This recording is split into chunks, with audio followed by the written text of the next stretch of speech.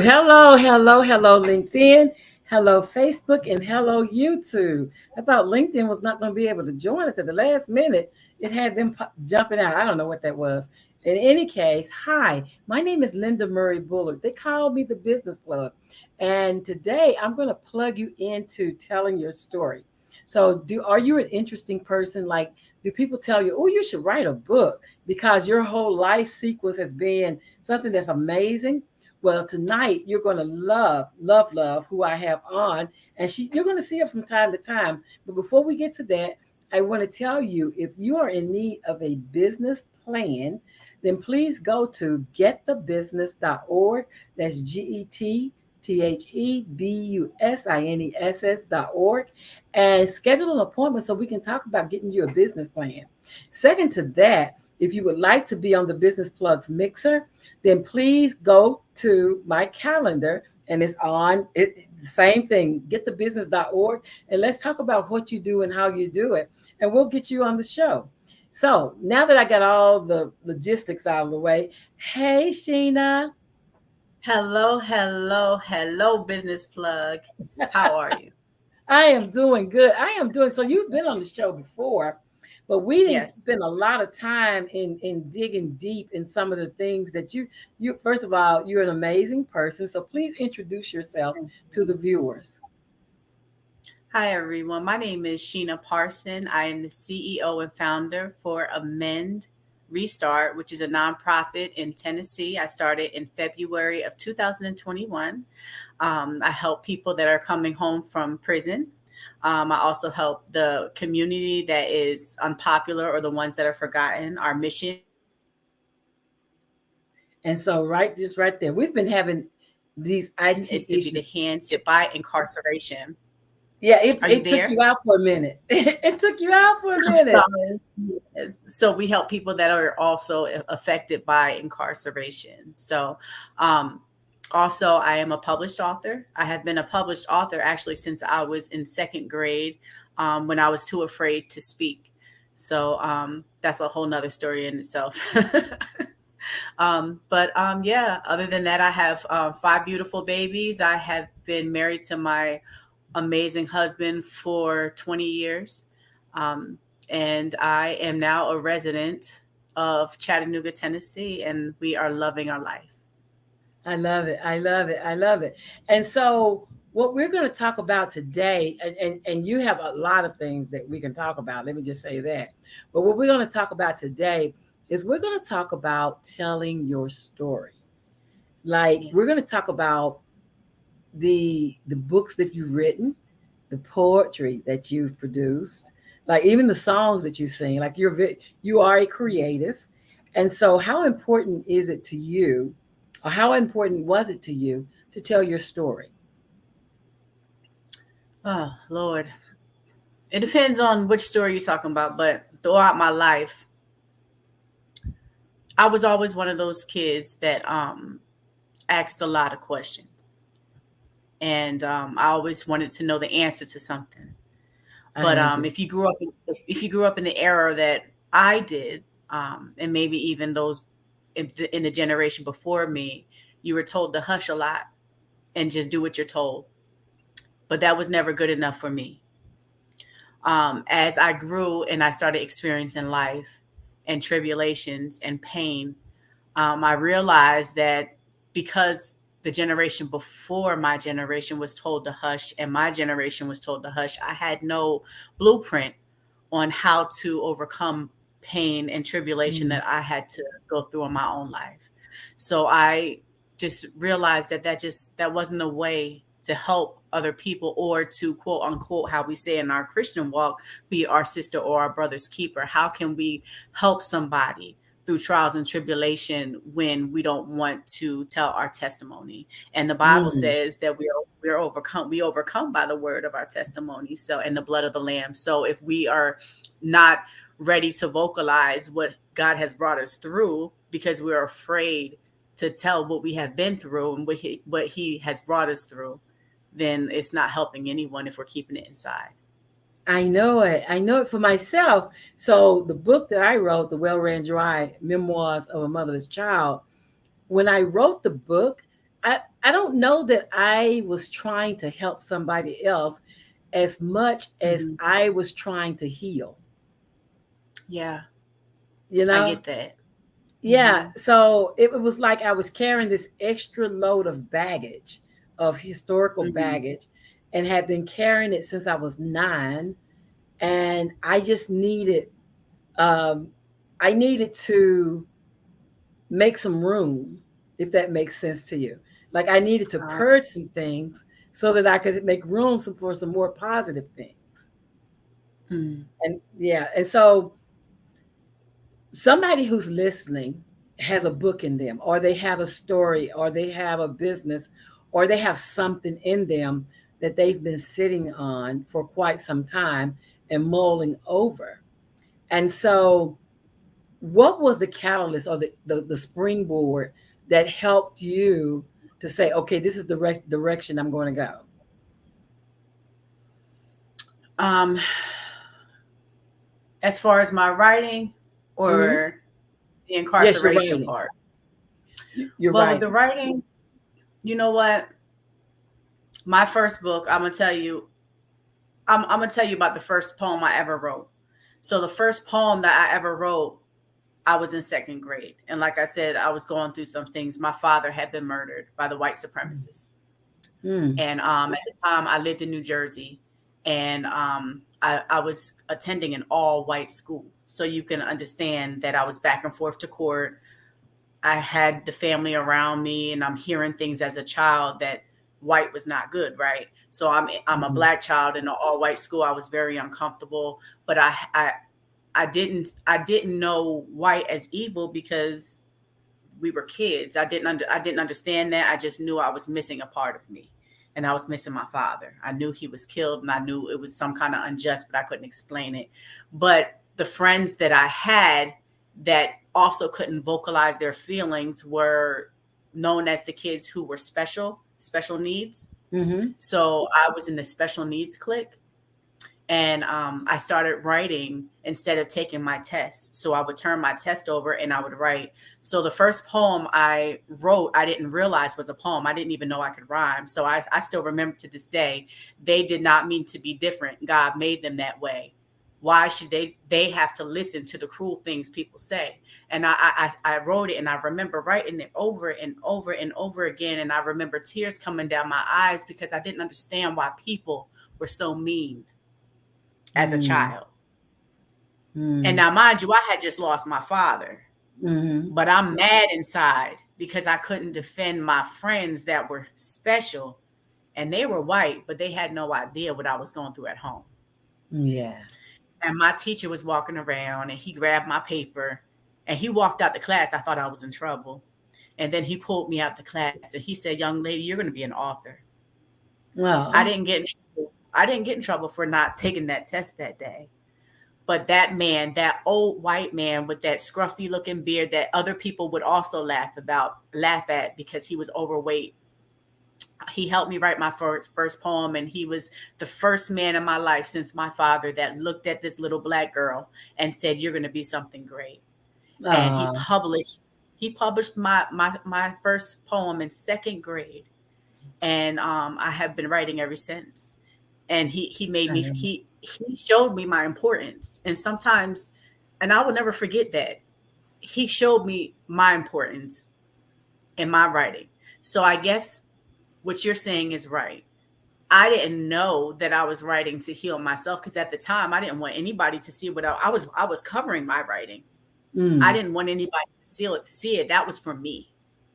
So you're right. So that outpour from my heart was for me to heal, Mm. because it was things that nobody else would understand. So I thought.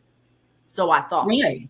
And that's the thing. I think that's another reason why it's important for us to tell our stories is because when you're in it, you feel like you feel isolated and you feel cut Yeah. off from the world. And even if you have people like your siblings or family members who are going through it with you, when you are the closest person to that situation, it becomes different. Like it's like even the people that you're in the house with don't understand, Yeah. what that's like. And so I can remember when my mom died, I thought, how can I wake up tomorrow, and I'm 9 years old, how can I wake up Mm, tomorrow and my mom not be alive? Like, what happens to me after that? you know and so that whole, just and seeing people treat you, because at 9 they thought, well, she's too young, she won't remember. People exactly. talking like you're not in the room, and Mm-hmm. ignoring you, because I'm from that generation of you're to be seen and not heard. Yeah. And so it was all right to be seen, but it was not acceptable to have a voice. And like you, I made up questions. Like I had so many questions. I had so many questions about life, about why I was put in this family that was poor. I asked my mom, I was like, so why did God give me to y'all? Because you don't have money. Why? Can That you can't be imagine? right. If you don't get out of here. But I always questioned the world around me. Like I was trying to process it with my 9-year old, and I think I did that when I was like 7 or 8 or something. And I used to have these migraine headaches and stuff. And even as a kid, like at the age of 7, I was diagnosed as having migraines. And so, but I would be trying to make sense out of what I saw. And they're like, you, she's like, you don't question God. Get out of here with that. And I carried that with me through life. I don't question God until I learned, okay, it's okay to question God. But back then, when she told me, you don't question God, who do you think you are? Go to your room. And I took that to heart, and it damaged me for a while, because I didn't question what was going on around. I didn't question God. I didn't question anybody. I stopped questioning. Where before I had questions about everything. And so, like you, I was just trying to process. So yeah, so when you wrote your book, um, your poem, so the poetry book was first, and when you wrote, Yes. yeah, so that was a release of sorts, right? Whoo wee. It was a release that got me in trouble. So let me tell you, I'm gonna be no, because can I be honest with you? Yeah, absolutely. Let's be honest. We're just girls talking on the porch. so, so sometimes, and I'm still learning myself. I'm still learning myself every day I wake up. And I'm realizing that God has blessed me with so many talents. And I didn't know that about myself all throughout my life. I didn't know that I was talented. I just thought that I was just normal. That, I just knew how to do some things. And if I could do it, you could do it too. Or I could teach you how to do it, right? Mm, And people would look at me funny. But when this poetry book came about, it didn't take me all that long to write. okay. Because I wrote it out of pain. Mm, And what I'm about to say is, I couldn't admit this a couple of years ago, just a couple of years ago. I left God out of that one okay. because He gave me the talent, but I didn't ask Him if it was time to write it. Okay. And because I didn't ask Him if it was time to write it, and I didn't ask Him how to write it, and I didn't ask Him the feelings that I would hurt, because of the name. As authors, you got to be careful because there's an integrity that you have to have as an author. You Mm-hmm. can't just be name dropping. People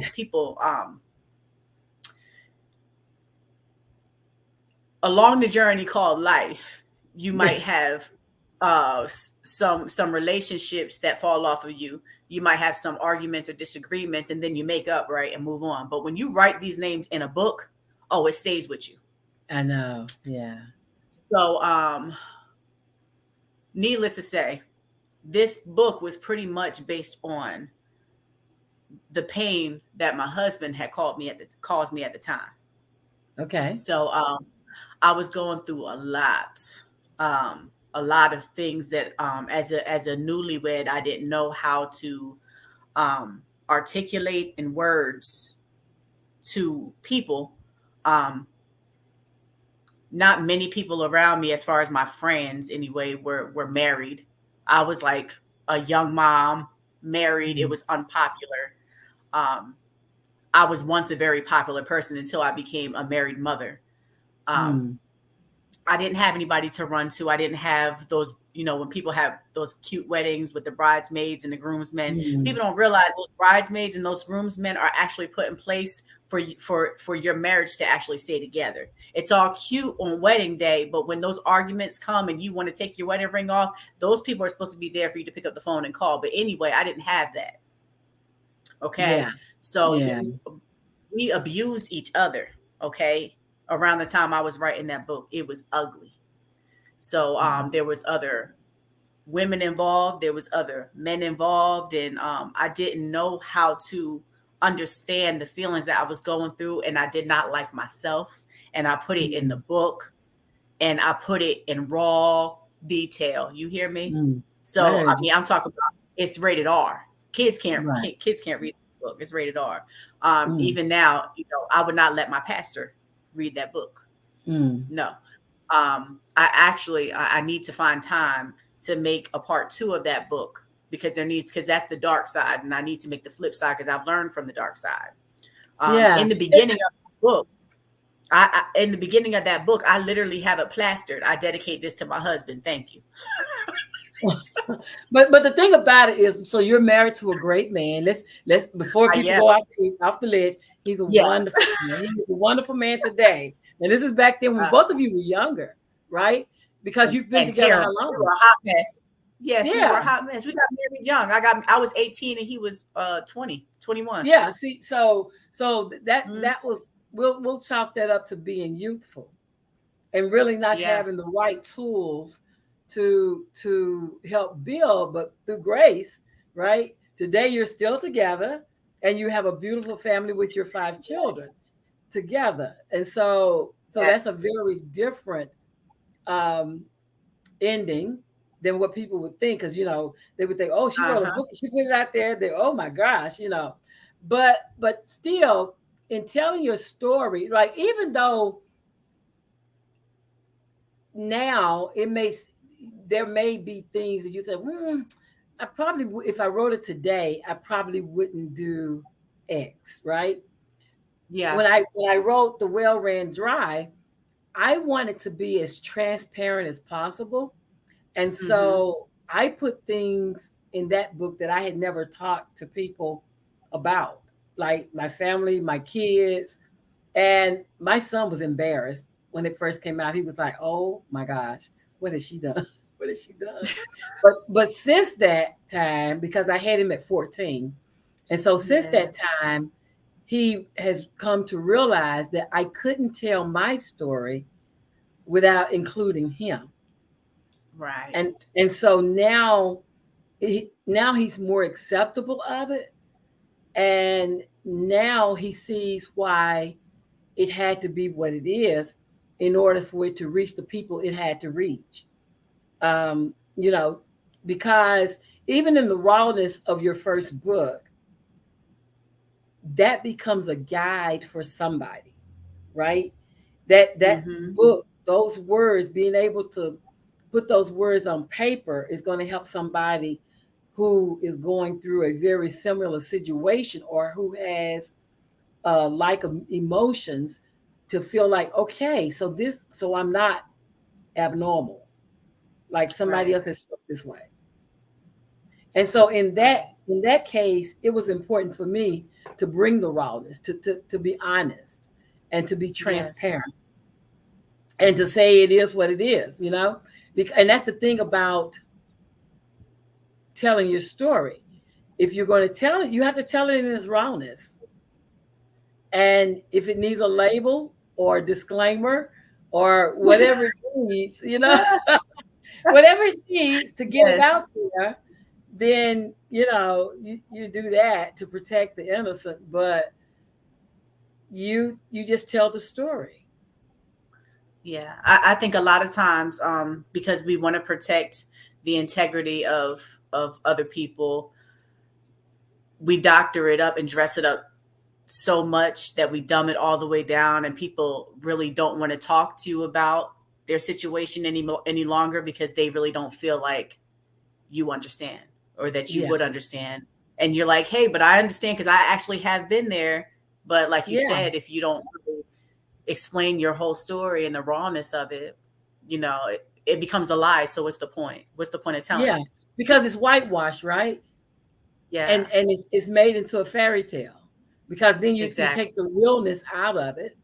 And Hmm. so in telling your story, and I get that sometimes as young people, we've made some very embarrassing decisions. Like I get Hmm. that. Uh, but then what did we learn from it? Because Exactly. I truly believe that every experience we have is a blessing or a lesson. And Amen. so none of it goes to waste. It sure doesn't. Yeah, yeah. And so when you're talking, so now you're going out and you're talking to different organizations about Hmm. your story. You're talking to them about your story. And for some of you who are watching, what is the name of the book that they can get to learn your full story? The one I have out right now, it's not the full story yet, but you can get a Okay. snippet of it. Um, Hold on.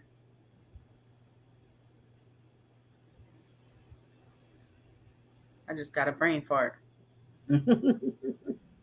It's actually Joy Comes in the Morning. It's a collab with other women, and we all have our own testimonials inside.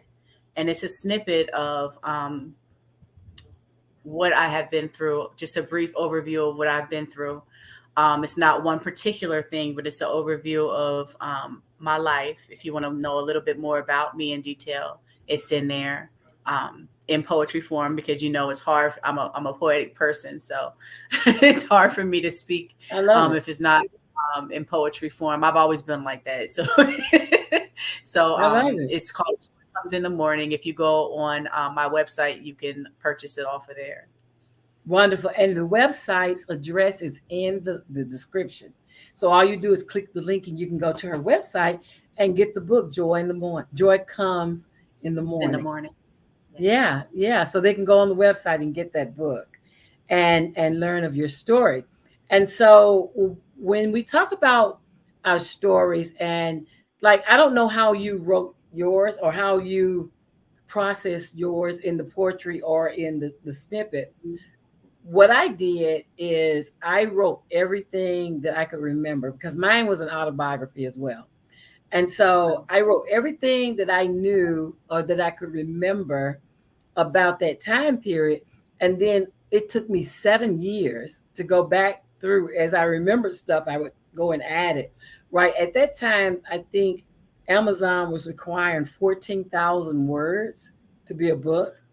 And so I was trying to get to 14,000 words. And so I Got you. didn't, but yeah, so when I started out, it was a brain dump and just writing everything I knew. And then as I continued to write, then I was able to start organizing into chapters. And so, back then they didn't have coaches. It was Yeah. just publishing companies, and they wanted the finished product to see yay or nay if they'd help you. And I didn't have any guidance on it. So it's a young lady asked me, she said, "Why do you call it a novel? Because a novel has untruths in it."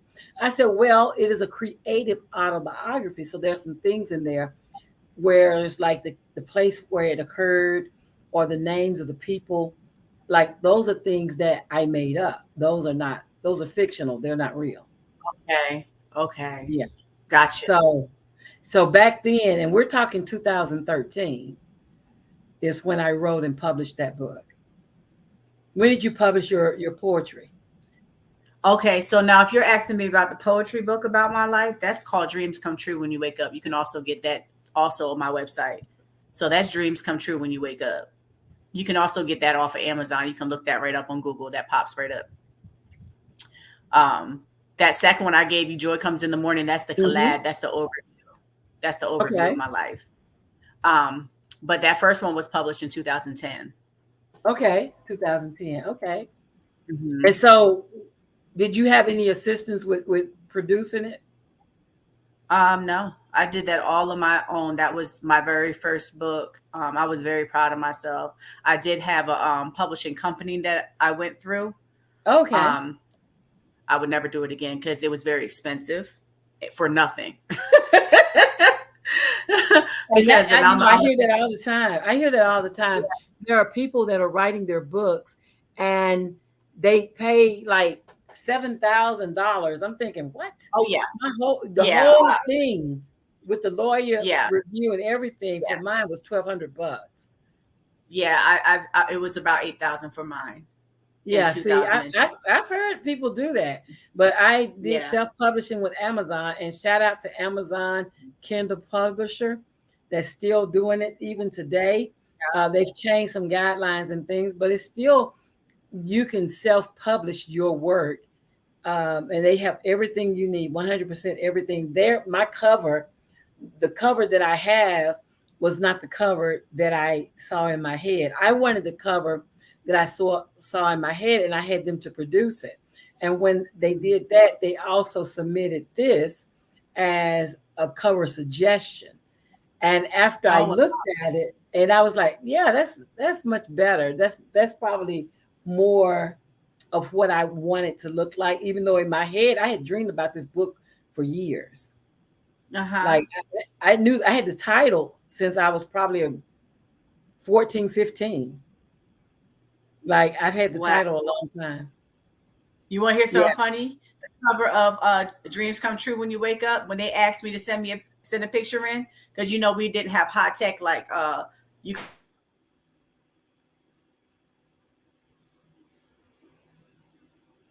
The internet's messing with us every few minutes or so. It is trying its best to get us. Whatever you just said, you're going to have to repeat it, Sheena, because it has you frozen. Let's see if I can help her to hold on 1 second. And let's see if I can help her to get back on. It's still not her internet. I tell you what, technology is good until it's not. So she's logging out and coming back in. And as soon as she gets back in, we'll finish our conversation. But if you're watching this either in the replay or live, what do you think about? Do you have a story? Do you have something interesting that's happened in your life? And you've been wondering, should I put it out there? My book, The Well Ran Dry Memoirs of a Motherless Child, talks about losing my mom at the age of 9 on Christmas Day, 1968, in a virus very similar to the pandemic, very similar to COVID. It was called the Hong Kong flu back then. And because it didn't touch the economy as much as COVID has, it was not pronounced around the world. But even in America, we had 100,000 people to die. And so there she is. Lord. Yeah, girl, technology. We love it. It works until it doesn't. But finishing what I was saying, the pandemic was very similar to what we're going through now. So if you have a story that you think that would be of interest to people, let's have a conversation and talk about what that looks like. How do you self-publish? How do you get started? Like, reach out. You have her information in the description of this video. So send her an email or reach out to the website and get in contact with us. So we're glad you're back, ma'am. Yes, I'm sorry. I don't know what happened. I'm steady talking. Honey, technology. That's what happens. Every few minutes it would mess with us, and then it went like totally out. So it's Good like, Lord. yeah. But so what were you selling us? So back then, I used a MySpace picture. Remember MySpace? Yeah, MySpace. Yeah. That cover of that book is from MySpace. Okay, okay. And see, my cover is the only picture we have of my mother. A lot Wow. of people think it's me, but it's not. We do have similarities, Wait a but minute, that's not you? that is not me. That is my mother at 21 years old. That is the only picture we have of her. And so I Oh, thought, this was an introvert lady that had two friends her entire life that I knew about. And I said, well, the world is going to be introduced to you, ma'am. And so I put her on this book and I sent this book around the world. oh, wow. But that is my mother at 21 years old. Wow. I never But knew that. I thought that yeah, was you all this time. people always think it's me, and it's not. She's much prettier than I am. I mean, I think anyway, because I have my dad's features and hers. So, but I think she's gorgeous. I think she's beautiful, and I consider it because my mother was 33 when she passed. Yeah. And had six kids, and so yeah, Wow. yeah. So that was huge back then. But yeah, so getting back to your story and your method of expressing it. So you do it in poetry, and you did it in a snippet in an anthology, Yes. and when you also go out and do public speaking. So Yes. let's talk about what that's like when you go and do public speaking when people invite you in. That's probably next to the poetry because I started off with the poetry writing and then I graduated into spoken word where I performed my poetry. And I never thought I would be doing public speaking because I was always afraid of speaking on public platforms, which is actually kind of funny, right? Because I'm here. Even before this, and I'm just going to be honest with everyone who's watching, a lot of people think I'm comfortable speaking to audiences. I am not. So if you're that person, push through and do it anyway, because even me speaking to you now, I am still uncomfortable, but I have to push through and walk in the call of God because this is what He wants me to do because He's trying to attract you to do what you have to do. So that's for Absolutely. somebody. But anyway, but yes, so that's one of my favorite things to do to speak to people because I can look them in the eye and they can engage with me because it's something about um when you're there in the flesh physically, and I know we haven't spoken about me being incarcerated and actually me being a prison worker, but when I was in the flesh, working with those men as a prison guard, and when I was in the flesh as an incarcerated individual with those other women, and I had to mentor them and uplift them, and we held each other and we cried with each other, and even with those men when they lost a loved one and I wasn't supposed to hug them when their mother died or when their child died and they couldn't get to the funeral, but I did it anyway. It's Yeah. something about that engagement when you can look at someone in the eyes and tell them it's going to be okay because I've been there. Yeah, yeah. And that's the thing is that's where we connect. Like we connect in our stories. Yeah. Because when you're going through, you feel isolated. You Yeah. feel like it's only happening to you. And then when you release your story, I don't know about you, but since I released my book, I had men. Like I wrote my book mainly for teen moms. I was just trying to put a tool in the hand of teen moms to let them know I had my son at 14 and he's okay. He's a battalion chief in the fire department now, and he has other fire units reporting up to him. He's a leader, and he is helping young people find their way, and he's a mentor for a lot of people, both formal and indirectly. But I wanted other teen moms to not lose hope. That was my main thrust for writing my book. But then when I start doing what you do, you go out and you speak, then you meet all these other people that you hadn't even considered who Exactly. find what you say useful.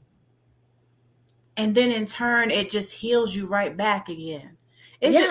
Yeah, And it's like when I go out and I speak to people, I feel like I'm already healed, but then sometimes when you speak to somebody who has gone through trauma, it reopens a sore in you and you're like, God, yeah, I didn't know I still had that wound. yeah, And yeah, then in turn it heals you again. Absolutely. It's twofold. It really Because is. sometimes it goes to that dark place, right? That place that we don't tell people about, and Yeah, we still hang on just a tidbit of that hurt, just a yeah. tidbit of that And pain. sometimes you don't know you hung on. Sometimes you have, Absolutely. sometimes somebody will say something to me that I have buried so deep, Miss Linda, that I really did, I forgot about. And I'll be like, you know what? I have gone through the same thing. Yeah, yeah. Those triggers, Yeah. right? Those triggers. Yeah, yeah. I get that because I thought motherless meant your mom was dead. My mom died, and I intentionally named my book Motherless because I was without a mom. But then I had guys to say, hey, well, my mother was in the home, and because my dad committed suicide, and I looked like him, you know, she didn't embrace me. Oh, And I thought, oh, so I had learned that motherless is she can be alive and you can still be motherless if she's not in a place where she has the motherly love to share. yeah. And that was a whole new audience that I mean more and more people were like, yeah, my mom and we it just breaks my heart because my mom doted on her 6 kids. I mean, we were everything. She literally sacrificed everything for us. Yeah. And so to know that there are mothers that don't love their children the way my mom loved us is heartbreaking for me. And so I don't know if you experience that when you go out and you speak. Do you have people who are unintentional that walk up to you and you'll be like, oh,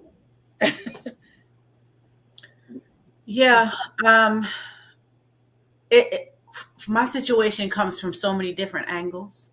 okay. And I know me and you had spoke about it a little bit, and we touched on it a little bit before. So Um, talk about some of the angles. so one of the angles that I'm looking at now, like I know our society now, um, we look at, Caucasian or white police officers, and we're very hard on them, and we're like, we obviously see what the media puts out there, and there are some that are afraid of black and brown, right? Right. I have trained with those same officers. I've trained with them for years, and they are hard. They are harsh.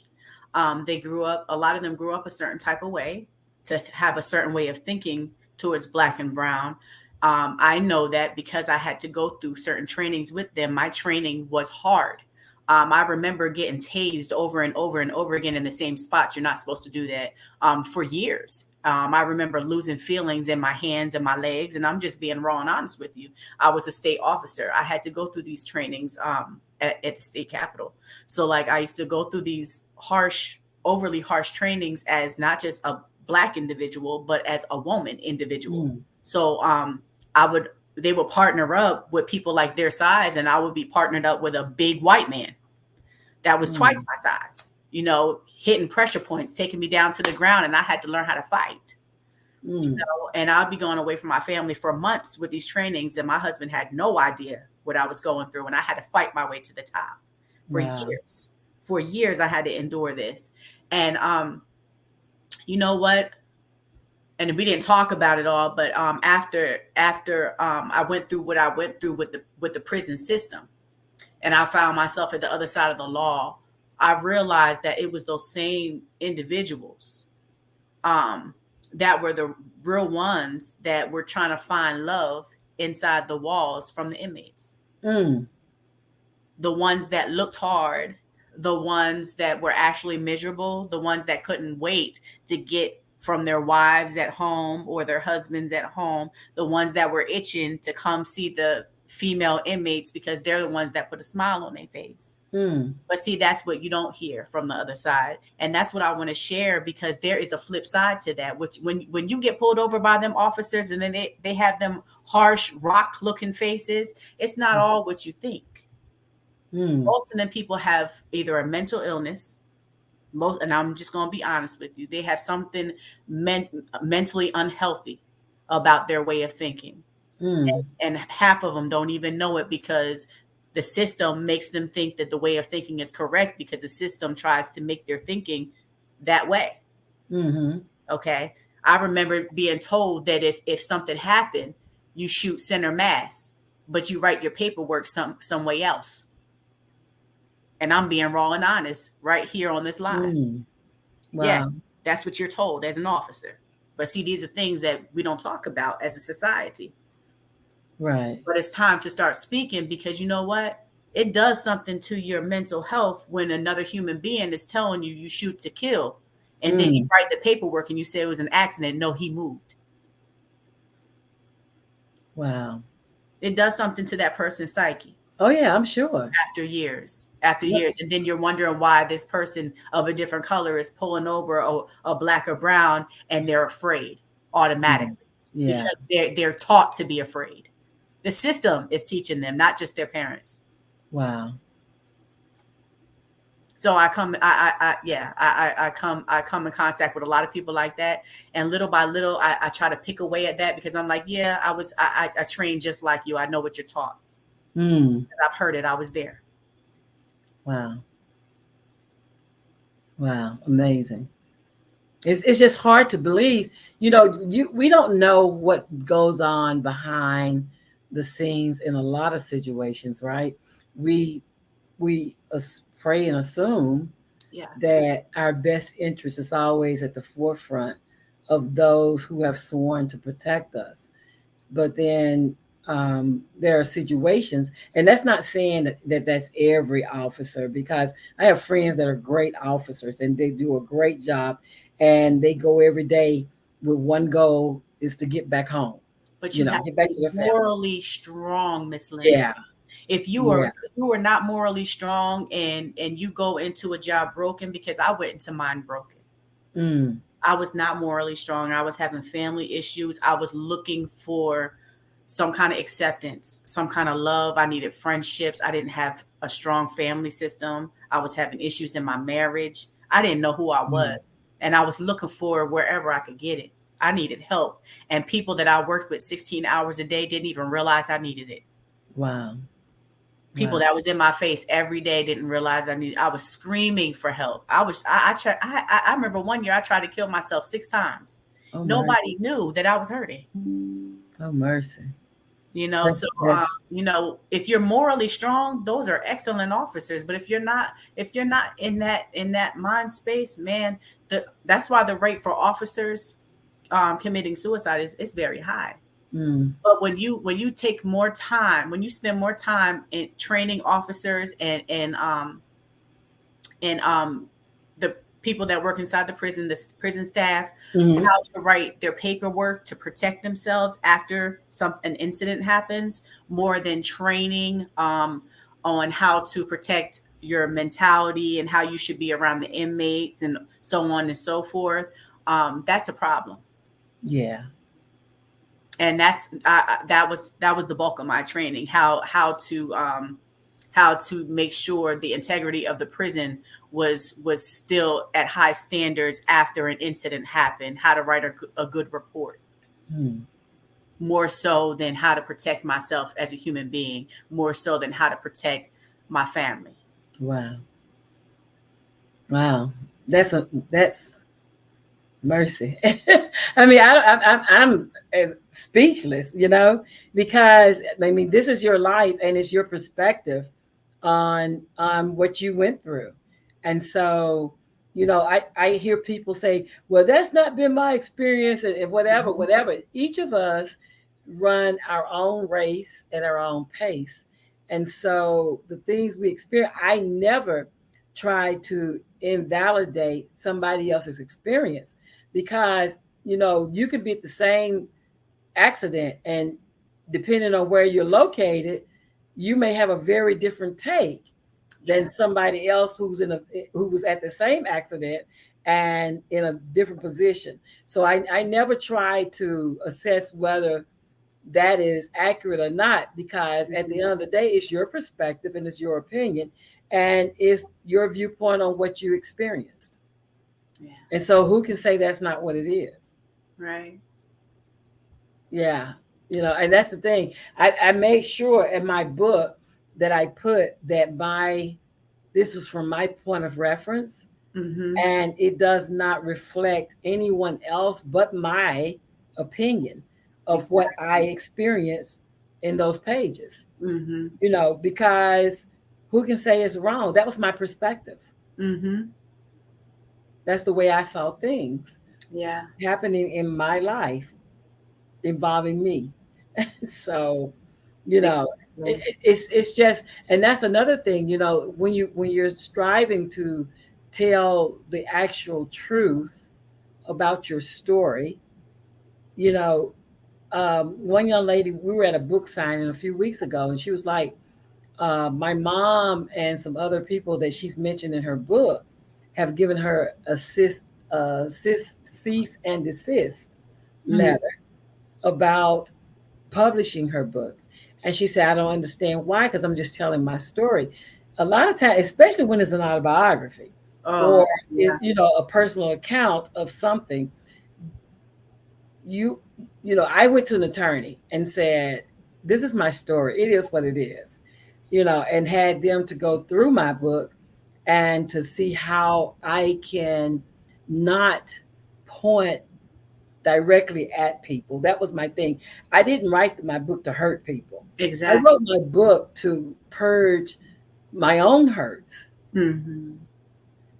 So how can you create that work and not have people coming after you because you've defamed their name or you caused them embarrassment or whatever, whatever, whatever. And so I make sure, so if you're writing and telling your story, that's a suggestion, is that you get legal advice, Mm-hmm.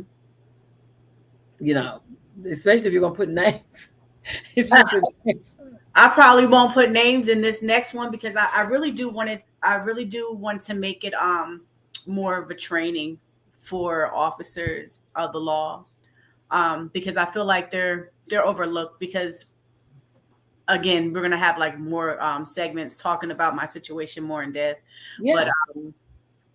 because I know there's a lot of people that are itching to know because people ask me all the So time. you can buy the book, Yeah, or you can stay tuned when you see her come on. You have two ways of getting to that information, because she's going to impact. She's going to unpack the yes, 10 years that changed her family's life, and so and even after that, right? Because yeah, what you're doing now, the amazing things that you're doing now. So she's going to unpack a lot of that. So stay tuned, and you're going to want to learn if you're interested in telling your story. If you have a story to tell, and you want to know how to get that story out there, and then what happens, because so many people write books, and then they're like, okay, I wrote the book, now what? So getting them to understand, okay, now you wrote it, now let's talk about marketing or getting it in the hands of other people. One of Shout out to Dr. LaTracy, who went to the World Game 2022 yesterday in Birmingham, and she was selling my book. yes.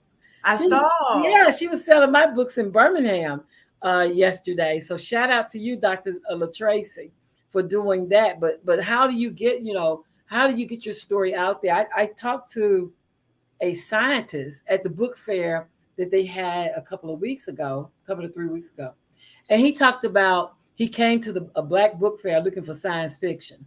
I'm thinking, we don't do science fiction. No, life is science fiction by itself. very Right, few, very few of us are in the science right. fiction Not on the genre. news. We got enough screaming and hollering going on the regular, so we don't really venture that way. But teaching him about telling his story at schools and getting it in the library, that was the whole thing of putting this in the Library of Congress, because I wanted it available at every public library. Right. And so you get to decide when you're telling your story who your audience is and what will you do once you get the book written, or the poem, or whatever um, avenue you take to get your message out there. Then what happens to it? Because there's a whole marketing piece, and I love that you did a collaboration, because the anthology um, that's on the table too. Yeah. I want to put mine in audiobooks soon. Me too. Yeah, yeah. And so What kind of feedback have you received from the people who you've been engaging with? The feedback has been very, very good. Um, the last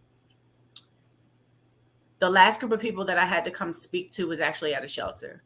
Oh, okay. And it was funny because they were rough at first. Hmm. And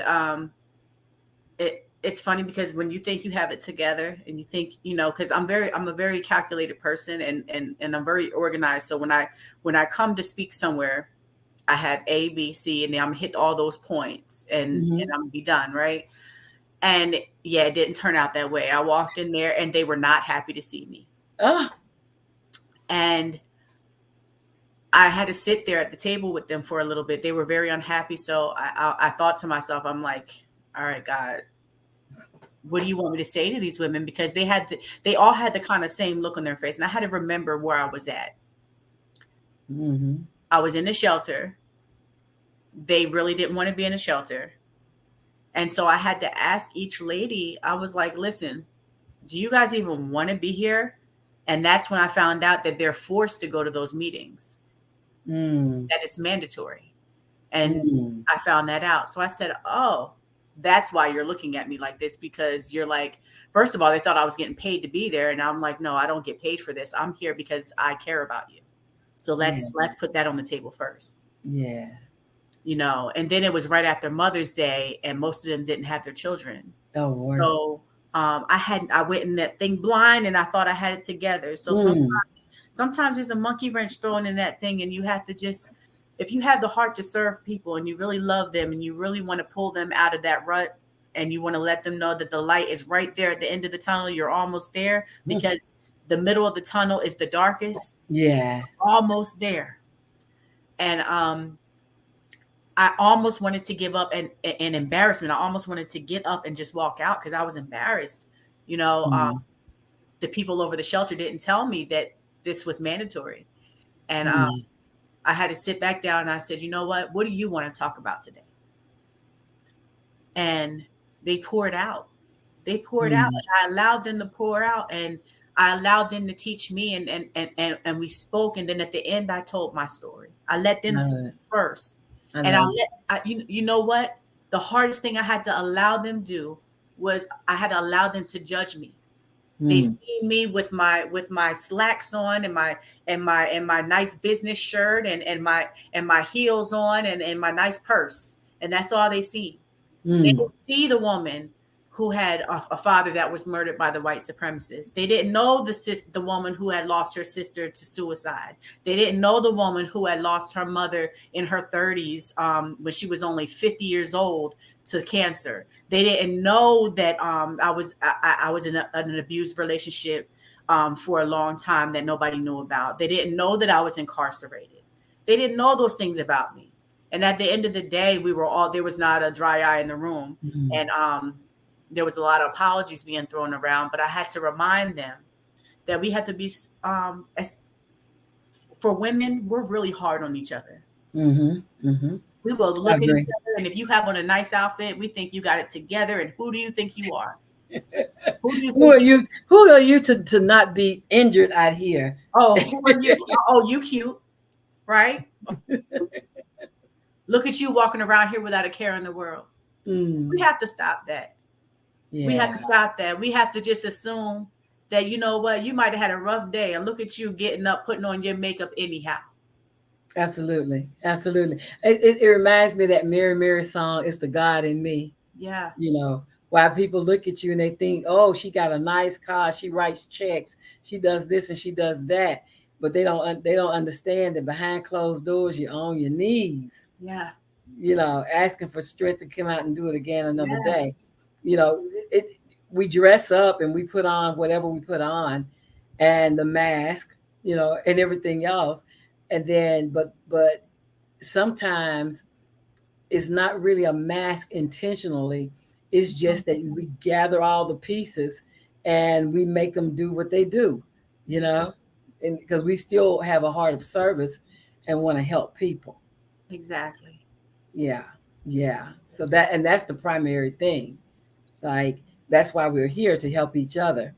I love that you have said yes and spent your time with me today to talk about and be introduced to my audience. And we're going to announce when you come back. So when you come back, you're going to come back and you're going to talk about your story. Like you're going to tell your story, and then we're going to talk about how your story has impacted you. Yes. Yeah. And Yes. so that is what all we have. If you have one takeaway for our audience, tell me one thing you would like them to remember from this set. Oh man. Please don't remember that the internet shut off. Don't Anybody working in technology, they already know. Like we're in Zoom world, honey. Zoom yes. freezes and kicks you out and do all kind And of I'm stuff. still lagging and I don't know what's going on. I'm still lagging because I see myself freezing. But I just, I would tell the audience, just keep pushing.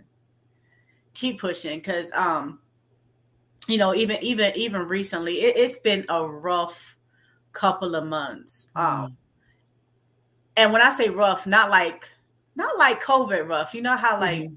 COVID was rough and like it was rough staying in the house, and then we got used to staying in the house away from people. We got used to the virtual world, and we were like, Right. okay, this is not even all that bad. Some people were like, okay, well, I'm ready to go outside, but some people were like, it's not that bad. I'm not Yeah. talking about rough like this. In this season, if you're anything like me, you're noticing the people that are for you and the people that are not, Yeah. and it's Yeah. uncomfortable. Yeah. Don't allow the people that you realize that are not for you to stop your purpose. Absolutely. So if you take anything away from this conversation, I just want you to know that during my whole journey, I have been in college, I have had certifications, I have had careers, I have been in prison. And at any of those given moments could have been a great opportunity for me to quit. I heard you. But I know that I have a purpose. And every single time I think that I've reached my purpose, God shows me a new one, and I I have to love keep that. going. So I just want you to know that every day you wake up, work towards that purpose.